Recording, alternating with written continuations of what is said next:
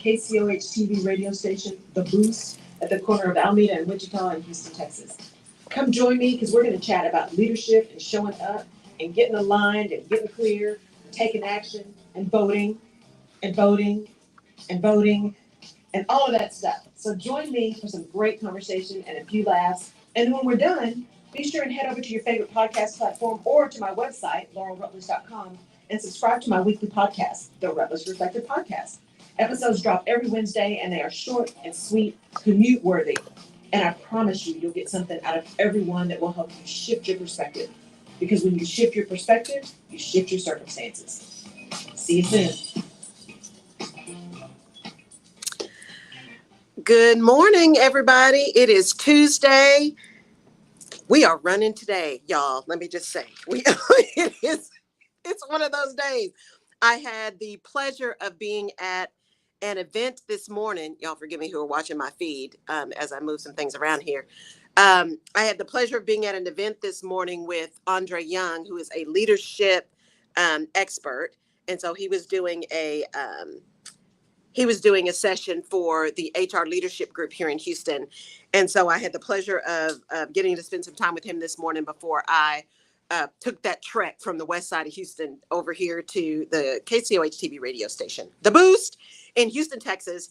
And I'm so glad you're here. I realized I did not. Good morning, Sashin. Good to see you. I hope I said that name right. I did not post my previous, my notification. So hopefully y'all know I'm here and it's showing up. It is Tuesday. This is the Rutledge Perspective Radio Show live here on KCOH TV Radio, The Boost. I am your host, Laurel Rutledge. And today we're going to be talking about hidden agendas.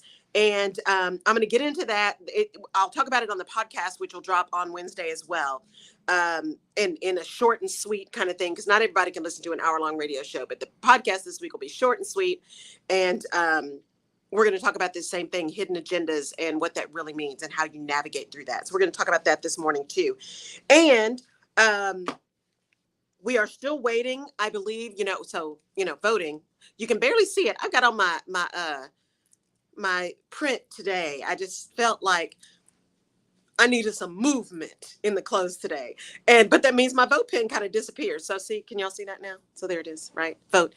So make sure you are getting registered. There's a lot of stuff going on. And part of what's going on is what drove this topic about hidden agendas and how we move through things and about facts and what you're setting up for people and what environment you're setting up for people and how that works or how it doesn't work. So we're going to talk about some of that today through this topic of hidden agendas. And in the meantime, it is important that you all take very, very, very, very, very seriously your voter registration, your right to vote, your voice being heard. And in particular, I'm talking to those of you who follow me who are on college campuses, college students, 18-year-olds, now that you are getting to that age where you are legally able to vote. There is actually a congressman that is trying to push a bill that would raise the voting age to 21. They're trying to silence you, age of 21. So you can buy a gun, but you can't vote.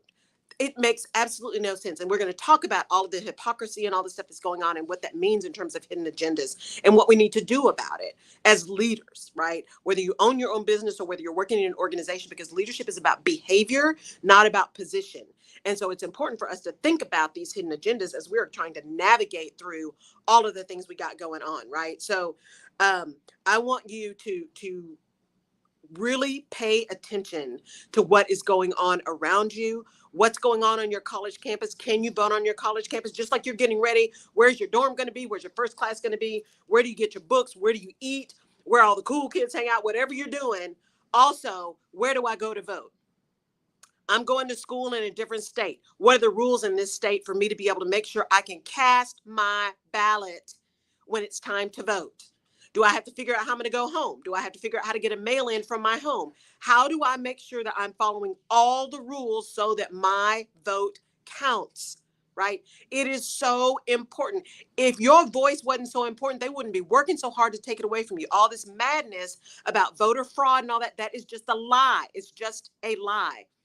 These went through the courts, y'all, and there was no proof of widespread voter election fraud. It just wasn't there. And yet there are rules going through Congress because elections have consequences. And there are laws going through Congress right now that would take away the nonpartisan nonpartisan election officials, and replace them with partisan election officials. There's some where they are allowing people to go to polls armed. Talk about voter intimidation, which is against the law, right? So I need all of you who are just getting ready to vote, who may think they need to vote. We cannot give up. We can't get tired. We can't get disenfranchised. We can't get upset. We can't lose hope. We have to keep fighting, and we have to keep showing up. They are working so hard because they know, young people, y'all are overwhelmingly voting against these extremists on both ends. You're overwhelmingly voting against that. You're voting for reasonableness. We need y'all to show up. So go get registered. Make sure you're checking your registration on a regular basis. Grown folks, y'all too, right? All of us who are past a certain age, make sure you're checking your voter registration as well. There are so many crazy shenanigans going on, y'all. It is important that this is one of the things that's at the top of your list. Follow something like the League of Women Voters. They are a nonpartisan group that is focused on ensuring the expansion of and protection of voting rights for all eligible voters. All eligible voters. Their belief is that every citizen is a voter. If you are a legal citizen, you are legally able to vote. Okay? Even some of those folks who are now, convicted felons have had some opportunity now to go vote. Make sure you know the laws, though, because there have been a couple that have wound up in jail, lost jobs, doing really great after they served their time. And then all of a sudden they're having issues again because they have some crazy law that somebody changed or decided not to give them full information. It's madness, right? They go after education, they go after your voice. That's what happens when people in power get afraid. And they're afraid to lose it. And so they're doing everything they can to hold on to it. So please, please, please go out, get registered, get educated on the issues where you are. Go get educated on the candidates where you are, especially school board candidates. Everybody's on Facebook. Everybody's on some kind of social media. Go check all their social media, especially those hidden ones. Those kind of echo chamber social medias, go get on them and find out where these people are and what they're actually saying when they think nobody's watching, right? That's who you're voting for. That's who you're voting for. So please pay attention. Please vote. Elections have consequences. We've got to not lose hope. We've got to show up. We've got to show up. All of the reasonable people, notice I didn't say everybody who agrees or agrees with me. All of the reasonable people in the middle who have an opportunity to actually have adult conversations about how we move things forward and get things done, what real compromise looks like, what real facts look like, what real data looks like in order to make decisions. That's who we need to be putting in office, y'all. That's who we need to be putting in office. So please go get registered and vote. All right. Let's pay attention to Turkey. There was actually a runoff, right? It was pretty tight, but that's one we need to be paying attention to. And we are going to be having some things pop up again after the summer. It's kind of a lull in the summer in the U.S. So start watching for things. There's from an international perspective, the end of this month, starting in June and July, now we're going to start seeing some international elections. But Turkey just had theirs last weekend, and it is now in a runoff. So let's pay attention to that part of the world, because what happens to one of us happens to all of us. So we just need to pay attention, right? With this whole nationalists, let's just close everything off. Let's just only think about ourselves. That's just not realistic. The world is way too small and way too interconnected now. We need to know what's going on around us because it impacts us. Okay. So today, let's talk about hidden agendas. Let's talk about hidden agendas. And we're going to talk about hidden agendas in the framework of leadership. Hidden agendas in the framework of leadership. And what I mean by that is often we get started leading organizations, leading people, starting our businesses, setting out, we've talked about this so many times, right? Setting out our expectations, our goals, our mission, our vision, all of these things that we want in order to achieve the goals that we stated, right? If we're really good at what we do, we manage expectations, we set clear expectations, we hold people to those. It's about real leadership, right? And real leadership is about clarity, communication, right? Getting people on board, getting things done with, through, and by others, right? That's what leadership is. It's about behavior, not about position. But what happens is, especially when you get really big organizations or founders start their business and then it starts to grow and it's growing like really, really fast and they're having trouble keeping their arms around it, right? All of these hidden agendas start popping up because people are people. What hit me, and the reason this came up as something for us to talk about from a leadership perspective, is over the weekend, as I was still recovering from whatever this crud is I got, not COVID, um, I was listening to a few things. One of which was an expose on 60 Minutes about the financial firm that is owned by the Church of Jesus Christ of Latter-day Saints. It is an investment firm. That's what it is.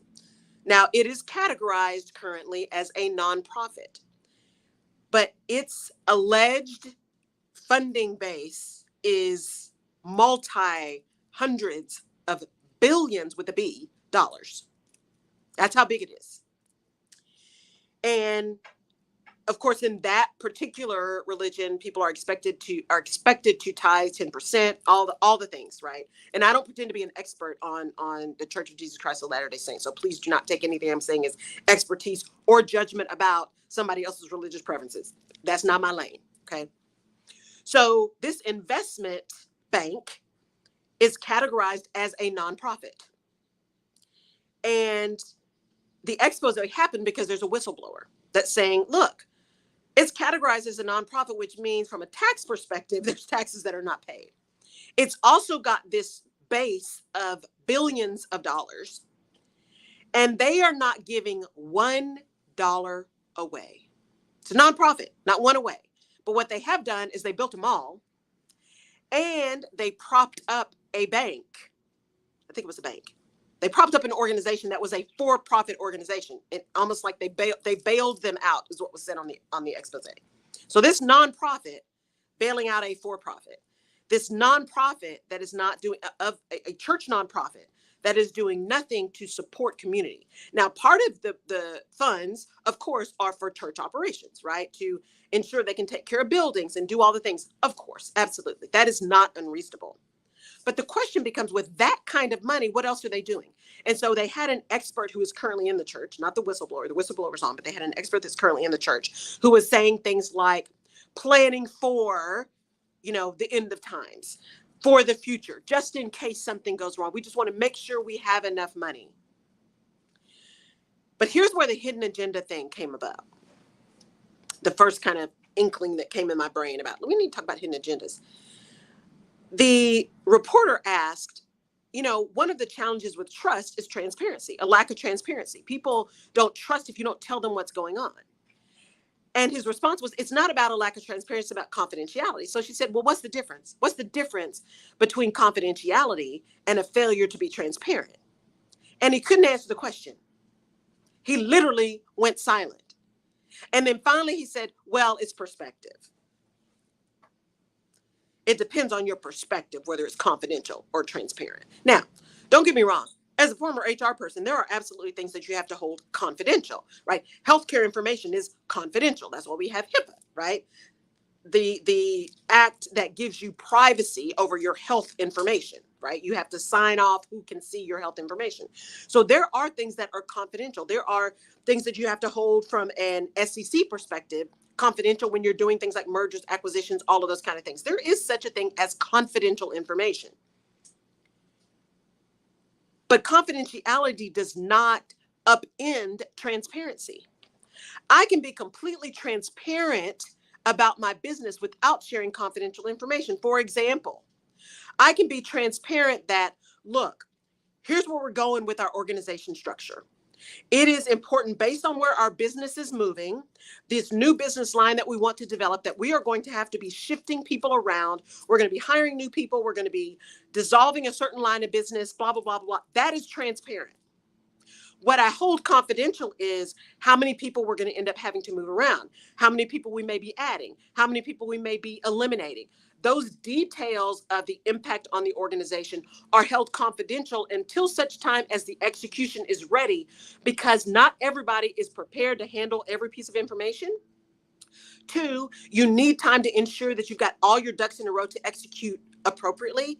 And three, you want to make sure that when you are ready to share things like that, that impact people directly, that you are ready to respond to questions in a way that is authentic, that is in integrity, and that is honest, right? So the details of dissolving businesses, the details of rifts, the details of acquisitions, all of those kind of things are held confidential before you can execute them, some for legal and compliance reasons and some for clear execution reasons, right? Not everyone needs to know how the sausage is made. They do need to have appropriate information to be able to do their jobs, right?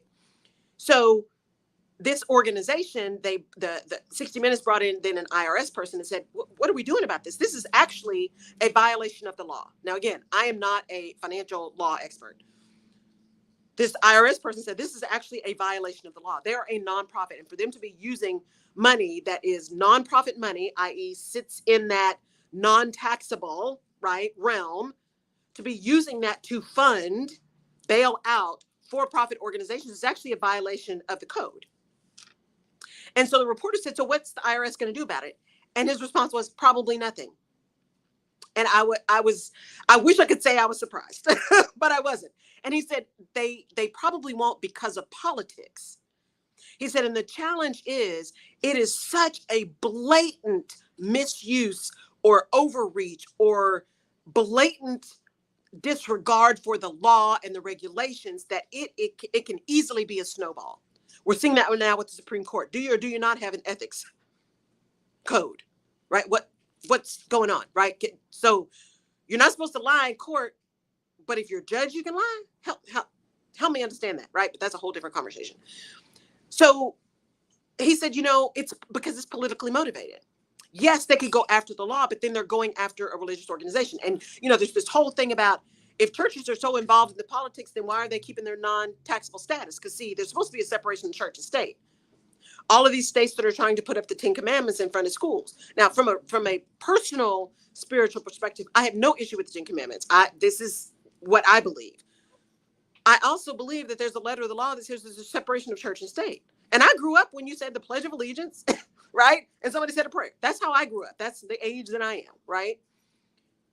But if we're also talking about religious freedom, why, if we're going to put that up, then shouldn't we put up the Torah and the Quran and the, it's the same people who choose which scripture they're going to stand on to bash other people, right? If you're going to take one, you got to take it all. So let's either read it all in context or read it none in context. But let's not pick and choose what's convenient for you. And so he's essentially saying the IRS is trying to figure out what they're going to do about this battle, right? Because there's a political problem here, a political challenge that we have societally created, especially with the rhetoric now, versus if we are a land that has a land of the rule of law, right? That's supposed to govern how we operate, at least overarching, right? Govern how we operate, especially in financial markets and with financial things.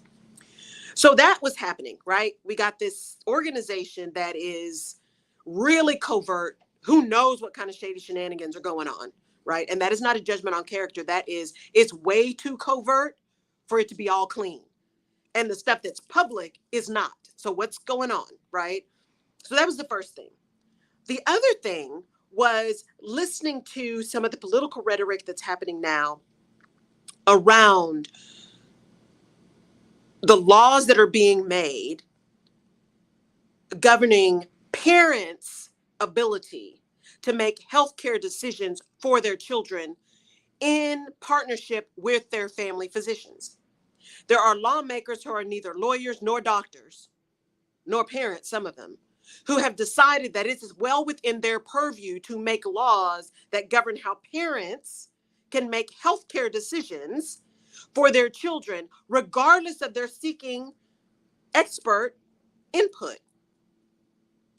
Now, if that's not the height of hypocrisy from a group of people who say they want government out of your business, they want government out of corporations, this whole Disney, DeSantis debacle, I thought the whole conservative thing was you leave corporations to do what corporations do, but all of a sudden then it's a problem. Come on. So which one is it, right? Which side of the fence are you going to be on? So I'm listening to all these laws that are going around trying to tell parents that it doesn't matter what the experts say. It doesn't matter what the science says. It doesn't matter what you want to do in your home, as long as you're not harming yourself or someone else, right? Doesn't matter what decisions you want to make based on the best thing for your family. We as lawmakers are going to tell you that it doesn't matter what doctors say, right? Women who are seeking health care, because what you choose to do with your body is health care, that anybody anywhere who might have an inkling that you go seek abortive care can sue you in the state of Texas, can sue you, can sue your Uber driver, can sue the person who thought you talked to. And they don't know nothing about you. They don't know anything about your situation. They are most certainly not doctors, right? Because here's the thing. What we're talking about is hidden agendas. That has nothing to do with healthcare. If it had something to do with real healthcare, we would not have the kind of maternal mortality rates in this country that we do, and fetal mortality rates. We wouldn't have the rates that we have in this industrialized country if the agenda that was put out, healthcare, we want the safety of the mother, the care for the child. If we really believed that, if the people making laws really believed that, we would have universal daycare. We would have paid parental leave federally. We would have the ability for people to seek whatever care they needed and be able to afford it, right? If the agenda was real, the one that people put out there, if that was true, then all this other stuff wasn't happening. So what is that? How does that translate into leadership? Here's how it translates into leadership and why I call myself the chief navigation officer, right? Once you get to a leadership position, it is not about the detailed stuff that you know. Not anymore. That's a real plus. But what it's really about is how you navigate the spaces in which you are operating. And if you have been in any organization for any length of time, you know that culture and you know those hidden agendas. So as a leader, my question to you is, what's your real agenda?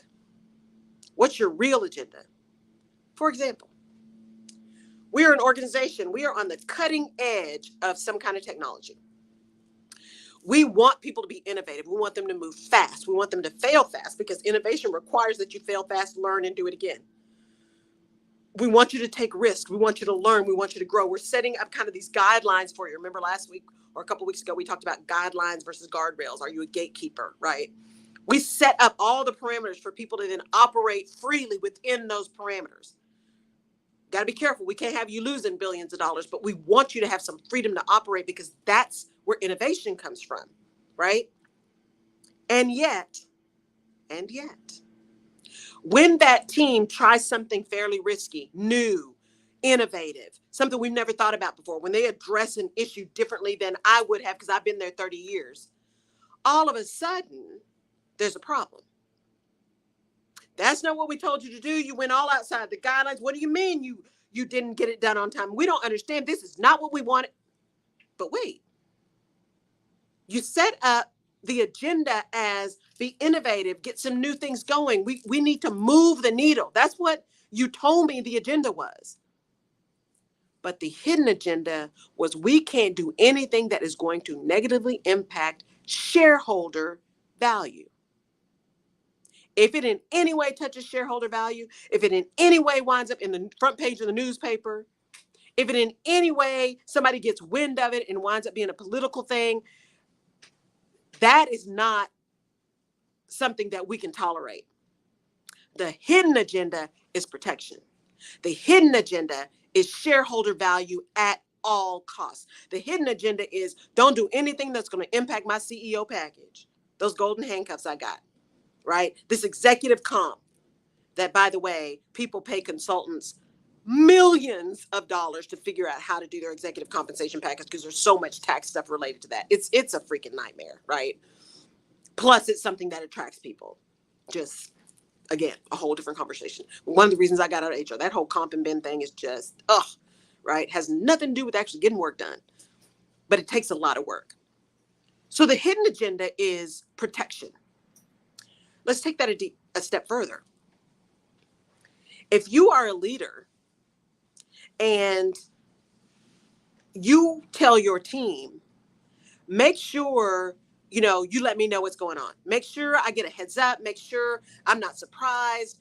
Really want to make sure I understand what's happening. You need some help. You let me know. I'll run interference for you. If there's roadblocks and hurdles that you're dealing with, well, I got you. And the minute somebody comes in your office and closes the door and says, look, I need to tell you what's going on with this project. Here's what we found that is going to significantly impact how this project is done, right? And what you do, instead of being the leader and saying, okay, let's talk about this in detail. Help me understand. Let's get a game plan of how we're going to address that. Instead, what you do is figure out how to blame your team for that or to cover it up. Your hidden agenda is, I don't want anything to touch me. That's your hidden agenda, right? Your hidden agenda is not about leadership. It's not about making sure everything is happening. It is not about ensuring that the project is successful and that your team learns and they're able to operate optimally. Your hidden agenda is that nothing happens to mar your reputation, your position, because see, you're gunning for CEO. And if there's a mistake, if something goes wrong, well, that tarnishes your reputation. That means you can't get what you want. Your hidden agenda is all about you. That's not leadership. That's not leadership. Now, don't get me wrong. We're all human. We're all human, and we have a level of self-protection, right? We have a level of desire to be safe, to ensure that we can operate optimally, right? That's why I encourage people, ask lots of questions, get clarity, right? Make sure all y'all are clear on what the goal is, right? What's unacceptable, what's acceptable, all the things. Get clear on all the things before you start operating, and ask for clarity along the way, right? Understand the rules so that you can play the game or decide how you're not going to play the game, right? But understand the rules in which you are operating. We all have this need to feel safe, to feel rewarded, right? To feel aligned, all the things at varying levels, depending on who you are and what drives you. But we all have this need to really make sure that we're okay. But it becomes toxic when your safety is the thing that you are absolutely unwilling to compromise, regardless of what protecting your safety does to everyone else. You, the organization, your team, your family, whatever. When your safety, your position is the most important thing to you, that's when it becomes problematic, and that's a hidden agenda. And so what does that do to people when there's a leader? What that does is, in the very beginning, when you get new people, right, they don't know the rules of the game. And they step on all these landmines because they didn't understand the hidden agenda. Now, savvy people and Black folks, we learned a long time ago to read the signs of hidden agendas out of protection, right? And I'm not talking about being a false advocate, right? Someone who says, yeah, absolutely, I'm aligned, I'm singing off the same sheet of paper, this is great, and then goes behind you and says, I can't believe we're going to do that. That's a false advocate. Don't do that, right? Don't. False advocacy, stop. That's not what I'm talking about. I'm still talking about operating in integrity. But the hidden agendas are the things that are the landmines that people fall into that completely blow them off the rails before they even know it, especially if they are not savvy enough and have eyes open wide enough to understand the environment in which they are operating, right? That's the kind of political, organizational, and cultural savvy that is tantamount to success, especially in corporate America. It is also tantamount to success as a founder and CEO because you are the one creating the culture that may have hidden agendas in it, right? You get to do it. You're creating it. So when you start really paying attention, when you're having your executive team meetings, does anybody ever challenge you? Does everybody just say yes? Are you surrounded by yes people? Are you listening actively? What are people saying, but what are they doing? What are they doing? How are they responding to you? Right? What questions are they asking you, or are they asking questions at all?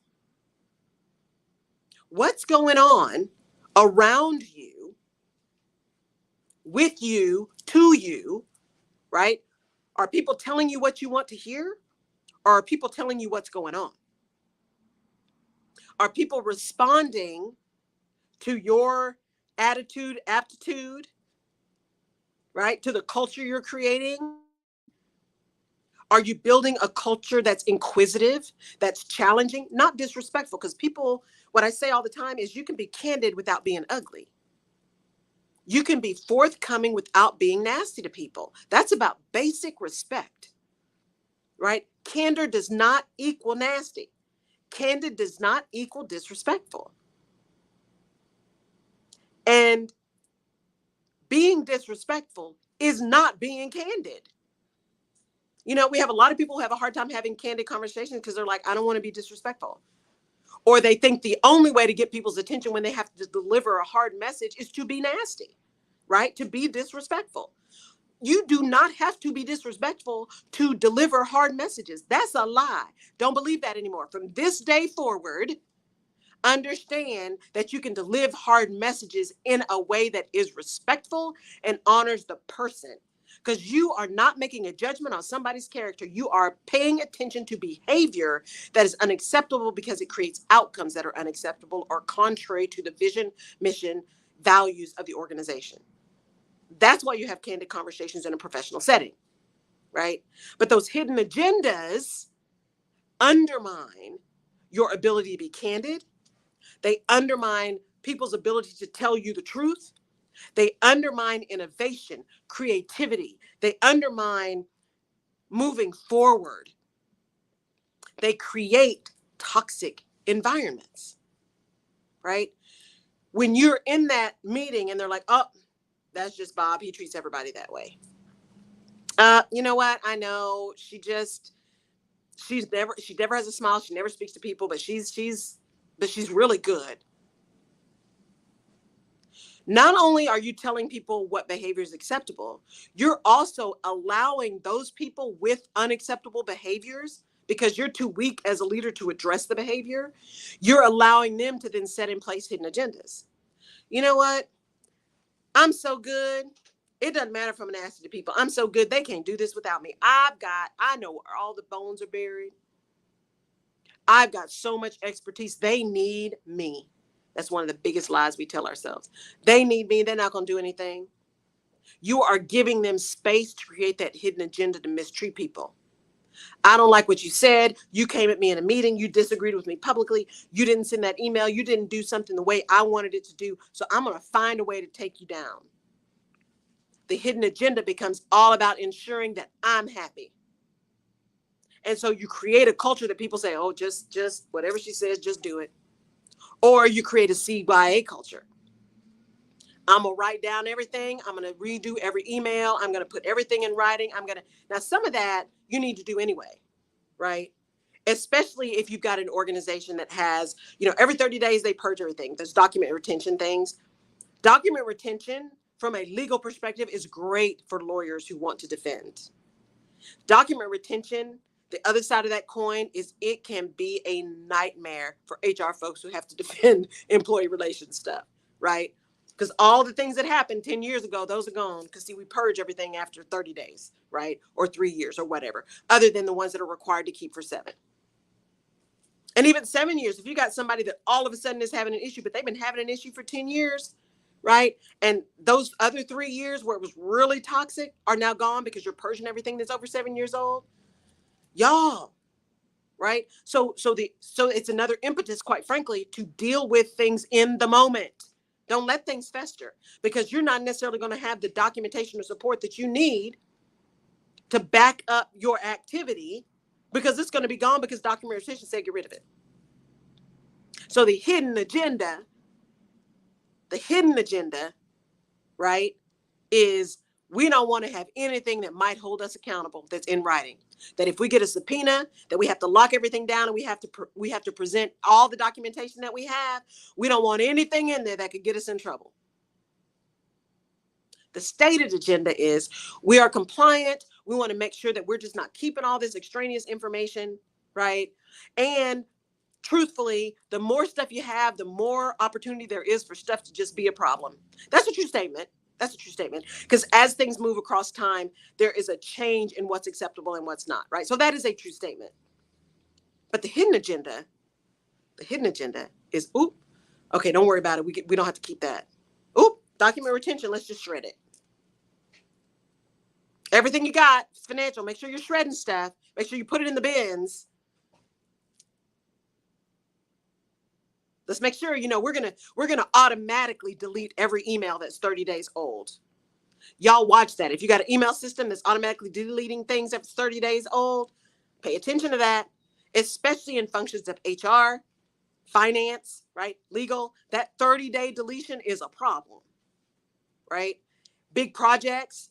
That project's going to take you longer than 30 days. What are you doing, right? How are you keeping things? How are you documenting things? Now, you have to be cautious because you don't want to go so far and be so out of the bounds of what the expected behavior is that you actually create a problem for yourself, right?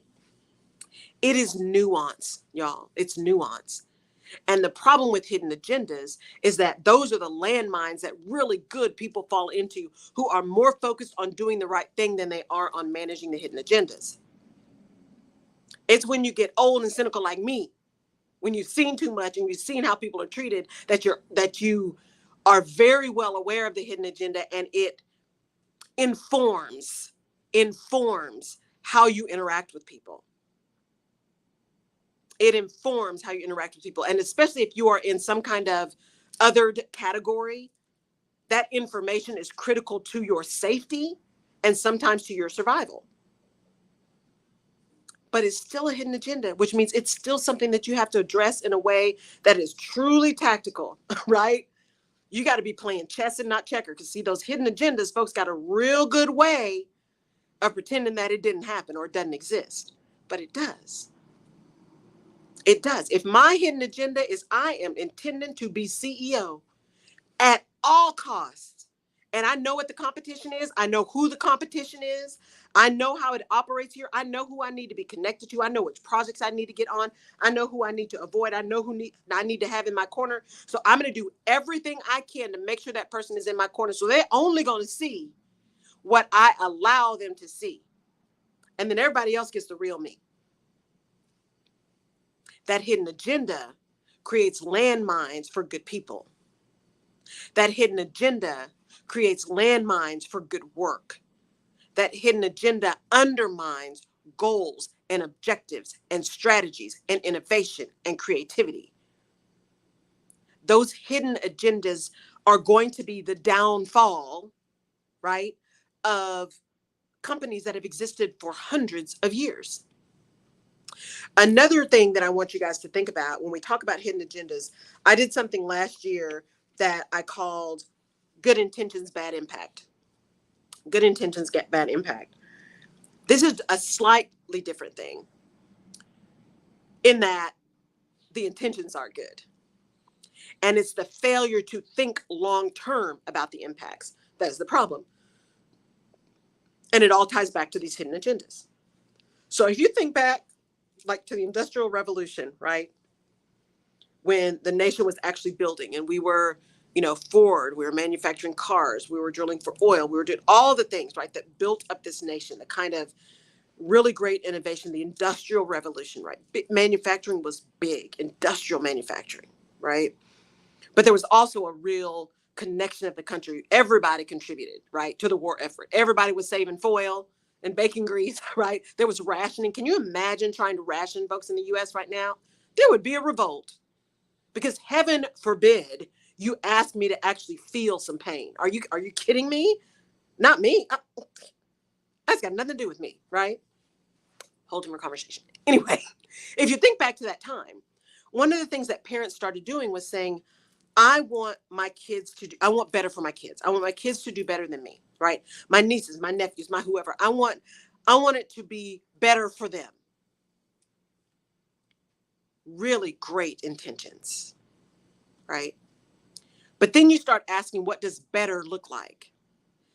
Better started looking like you got to get a 4-year degree. Better started looking like don't work with your hands.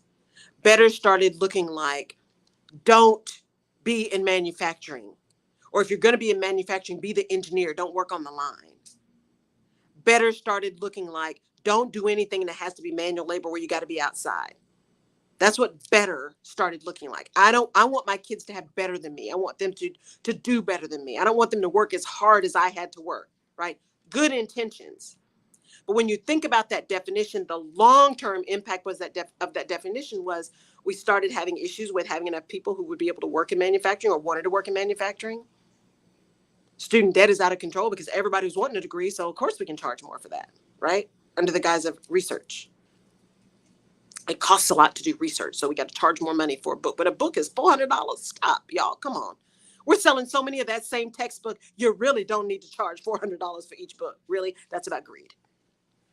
Because everybody's got to get a cut, right? Except for the student. So we wound up with these long-term impacts of good intentions because of the way the intention was defined. And then how that definition impacted execution upon the desired intention. If we think about how that translates into now, right, and the hidden agendas, I love strategy. And part of being a chief navigation officer is helping you remember to connect your overall strategy to your organization strategy, right? You got to have a business strategy to have the right organization strategy. You got to connect it all. You can't have one without the other. Because you can do all kinds of people stuff and it won't get you anywhere near the goals you had because you didn't think about the strategy first. What are the skills that you need first before you start doing something with people? But the other thing about navigation and the thing about strategy is understanding that you need to at least have an eye on potential long-term impacts of the strategy you're putting in place, long-term impacts of your current intentions, right? An example of this is this madness we have going on right now in education, right? That's been happening over decades, especially in K through 12 education, right? So we have some of the best post-secondary education in the world, some of the best in the world, right? But for decades, professors have been complaining about students coming to college unprepared to write, unprepared to read, unprepared to discern, to think critically. For decades, they've been complaining that the K through 12 system was not preparing kids for college. Now, you've had a resurgence of a focus on that. You got all these AP courses and all of that. And that's also another discussion because there's lots of politics and socioeconomic issues around that. But nonetheless, there was at least something that happened that started trying to get kids prepared again. But now, because the hidden agendas in politics, although they're not so hidden right now, right? At least pieces of them not so hidden. We've got this new attack on information and data and education, right? Those who don't know history are doomed to repeat it, to make the same mistakes. So what do? We don't teach it. Or we whitewash it, for lack of a better word, right? Or we parse it out, or we change words and say slavery was really just indentured servitude. Or slaves were actually happy to be slaves because they didn't know anything different. Or people who were brought over to this country were actually slaves on the continent as well. Rewriting stuff against facts that we know to be true, right? The first thing people do is come after your voice to vote and the information that you have. They don't want you to be educated. There's a reason why it was illegal to teach slaves to read. There's a reason why it was illegal to have them think. Right? Because when people start thinking, they can start making their own decision. When they can read, they can gather a multitude of information. They're not relying upon your perspective, your opinion on something, right? They can go discern for themselves. But the long-term impact, again, I'm thinking really, really long-term, like decades, generations. The long-term impact of not having turned enough of that around in K through 12 is finally and ultimately an impact on the quality of our postdoc education, our post-secondary education. If they're not ready to go to college, how are they going to be ready to teach somebody else who's coming to go? Who's going to be able to be on the cutting edge of research?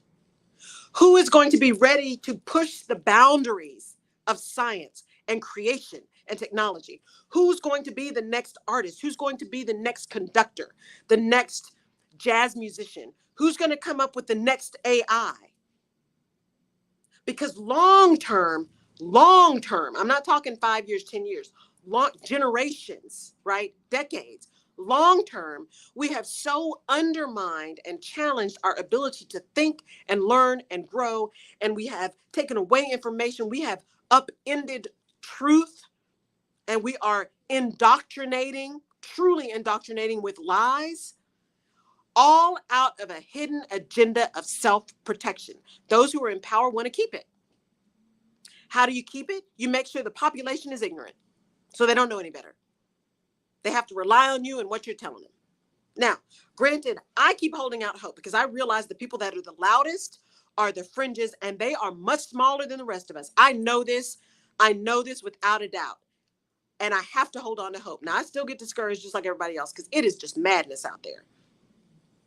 But I get concerned, where my real concern lies is I don't see as many people, at least not talking about the long-term consequences, even on these folks who are currently in power, of the impact of this craziness that's happening now. If we don't have people who can think critically, who can be innovative, who can push the boundaries, who can understand how things fundamentally work so they can challenge what's possible, how are they going to keep us moving forward? How are they going to teach somebody else? And by the way, these are the folks that are going to be making decisions for you and for me when we're in our 80s, Lord willing. And not only do they not know how we got here, they can't get us there because there's nothing that's given them the skills and aptitude and ability to do that. Now, I'm spreading peanut butter, right? I'm talking very big, culturally, societally. If we don't pay attention to hidden agendas as leaders, those hidden agendas are going to come bite us in the butt, whether it's us or those who are coming after us and who are looking to us to lead them and prepare the way. It is going to come back and bite us. It just will. If you're in an organization, in a corporation right now, right, those hidden agendas that you allow to perpetuate, and if you're in a leadership position, you know what those hidden agendas are, and you might be a part of some of them. Be real with yourself about the hidden agenda. If your real agenda is for you to get your next job, own that and own the consequences of that in your behavior. Now, everybody to some extent has an idea in their head of what their next is. It might be a next job. It might be a side hustle turned into a full thing. It might be, you know what? I just want to be able to stay here and keep doing what I'm doing and doing good work and learning and growing. But I don't need to be CEO because, see, all this does is fund my real life. You get me from 9 to 5. You don't get me on weekends. You don't get me on holidays. I am yours for the time you're paying me. You don't get the rest of my life, right? There are people who are in that bucket as well, right? Their hidden agenda is the life that they are creating for themselves. And that job is simply a funding for that life. But if you are a leader and your hidden agenda is all about you, your protection, your safety, your achievement, you are leaving people in your wake. You are causing damage that in some cases is irreparable to the organization or most specifically to individuals. Just like they say, you never know when just saying a kind word to someone will lift them up that day. That will be the thing that really takes them forward. Somebody that you have impacted that you'll never know. You may never know. Or it may be years that somebody came back to you and said, you know what, there was this thing you said to me 20 years ago and I never forgot it. Right? The same is true on the opposite side of that coin. They say sticks and stones may break my bones, but words will never hurt me. That's not true. Words get deep. Words get deep. That behavior, that bullying, because there is such a thing as corporate bullying. There's such a thing as entrepreneur bullying. That gets deep. That narcissistic behavior that makes everyone else think they're the problem, that gaslighting, that lying to people and making them think they're crazy, that gets deep. Those words get deep and impact someone's ability to maintain their confidence and continue to build up their competence in order to deliver on the thing you hired them to deliver on. You are impacting people with your hidden agenda. And if your hidden agenda is all about you, you probably have no idea because, see, you don't care.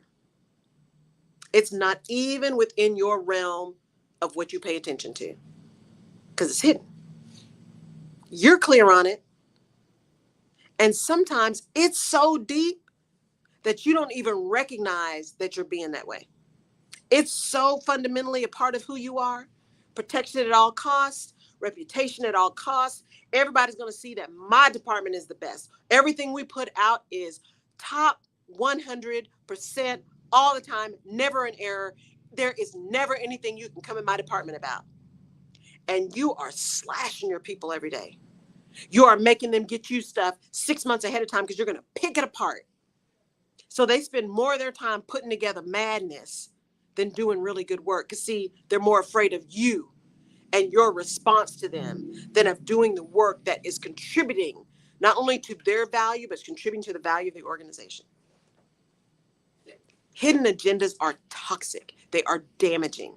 And they are not leadership behavior. They're not leadership behavior, right? I've gone a long time, y'all, because this is a thing. This is a thing.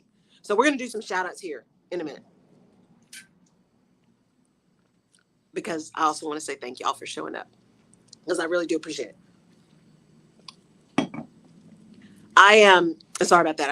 I'm still dry. So I need to try to get my water in so we can hydrate, y'all. Because we're getting some heat finally in Texas.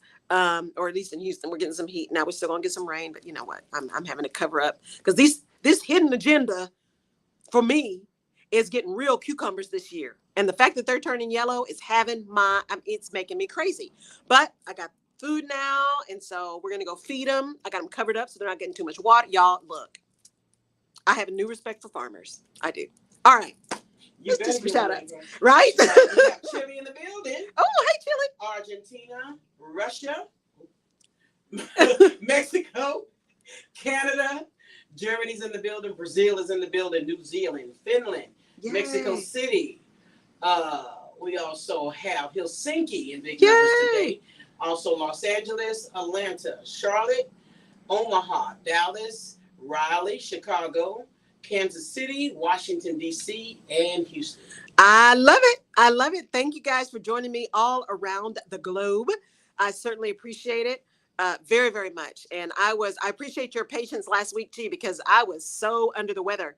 And actually I was recovering last week, but I still was like, you know what, let me give it one more week before I go into the studio. So thank y'all for being flexible with us as we did a remote. Since Jerry and I tested Puerto Rico in January, now if something happens, we got a response. I don't have to just not be here, right? I can be here from somewhere else. So I know for sure y'all are probably going to see me from New York this year. You may see me from Baltimore this year. You might see me from Prince Edward Island. I've got to get Helsinki, man. Y'all have been on it for a while. So y'all are absolutely on the list. And Brazil, I love me some Brazil. I love all you guys, right? And everything is on my list. But I need to figure out a way to come and hang out with you guys in Helsinki for sure. Because y'all are, big numbers all the time. And I so appreciate that you choose to spend time listening to me and all of my espousing of my agendas, right? On all of these things, leadership and showing up and entrepreneurship and how we need to do some things. So this week, I really, really, really challenge you to identify and address your own hidden agendas. Are they there for nefarious reasons? Are they there for self-protection? What are they? Because we all have some of them. What are they? And why are they existing for you? And then what impact are those agendas having on your folks? And how do you do something about that? Right? How do you minimize the negative impact of these agendas that have nothing to do with what you're trying to accomplish or what your people are trying to accomplish? Right? How do you get things back lined up the way they're supposed to be so that we can all do good work? We can all make great things happen, right? Those hidden agendas are real. They are real, and they have a negative impact on folks. They have a negative impact on folks, and we need to figure out different ways to address that. We got to figure out different ways to handle our business, because I'm telling you, if we don't pay attention 10 years from now, 15 years from now, 30 years from now, the impact, we can't even imagine the impact today that's going to happen tomorrow by these hidden agendas that we're just not paying attention to. The hypocrisy that we're just letting fly by. The failure to actually operate in truth and fact. The long-term impacts of that, we haven't even begun to feel. And it is going to be significant. It is going to be significant. So it all comes back, y'all, to really operating in integrity, using real facts and real data. Own your opinion. Everybody's entitled to one. Everybody's entitled to one. But when your opinion is contrary to the facts, own that too. Be grown enough and mature enough to say, I know that that's the fact, but I don't believe it. I know that there's real science, but I don't like what science says, so I'm going to talk about something different. That's what's happening with this new Kennedy that's trying to run, saying that, vaccine was just a lie and all those just y'all stop, right? It is important. It is really important for us to understand what our agenda is, why it's our agenda, how we are executing that agenda, and the impact that agenda has on the people who are looking to us to lead them, to direct them, to guide them. Because that's what real leadership is. Leadership is about getting things done with, through, by, for other people. It's not about you. That's not what leadership is about. Leadership is about others, right? And when you make it about you, that's when those hidden agendas start being toxic and start creating all kinds of madness and drama and problems for folks. Because you've forgotten the real point of leadership. The real point of leadership. All right. Any comments, questions, concerns coming from KCOH or? Top of the morning to Michelle Johnson for tuning in. Miss Jenkins says, "Speak, sis." Good morning, Miss Jenkins. Good morning, Michelle. Yeah, this is a big one, y'all. I really want you to take some time to marinate on this one because this is real. This is real stuff, and it's deep. It's deep. And it was just something that was really on my heart, hearing all these things that are happening and that we're not paying attention. I wish for all of you to start paying attention. We got to start paying attention. Complacency is a killer. Complacency is going to be our downfall. It will be the downfall of democracy. Complacency will be. And we can no longer be complacent because there are people who are working so hard to hold on to power that they don't care what it does to you or anybody else. And quite frankly, they're not even thinking about what it's ultimately going to do to them because, see, they don't think about the long-term impacts because, see, they figure they're not going to be here. As long as they're comfortable now, as long as they're okay now, as long as they protect all their stuff now, what it does to anybody else is of absolutely no consequence. That's not a society I want to live in. It's not. And I don't think it's a society that most people want to live in. We want to live in a society where everyone is able and capable to do whatever it is that's within their genius to do, right? And we all have different capabilities. And that doesn't mean that life is always going to be rosy and it's always going to be perfect or that everybody gets everything. It's not pie, y'all, right? But giving everybody an opportunity to do the best of their ability within their abilities, right? And to even challenge them to do more than they thought possible. That's what it's about. That's what it's about. All right, y'all. Thank you for tuning in this Tuesday to the Rutledge Perspective Radio Show live with me, your host, Laurel Rutledge, here on KCOH TV Radio, The Boost at the corner of Wichita and Alameda in Houston, Texas. I wish you guys a fantastic rest of your week. We will be back next week. I will be here on Tuesday, here in studio. The podcast drops tomorrow, so stay tuned for that. Thank you all for listening. And also, I will at some point get this website refreshed and get it dropped, and some things that'll be out there for you, a few offerings for you, and I will hopefully be able to do a really big launch for that and let you know what those things are, so you can move forward with some of these topics. So take care. Thank you for tuning in. I appreciate each and every one of you. Go get that podcast tomorrow. Pass it on to somebody that you think would benefit from it as well. Talk to you soon. Take care. Bye. You are tuned into the #1 station in the nation,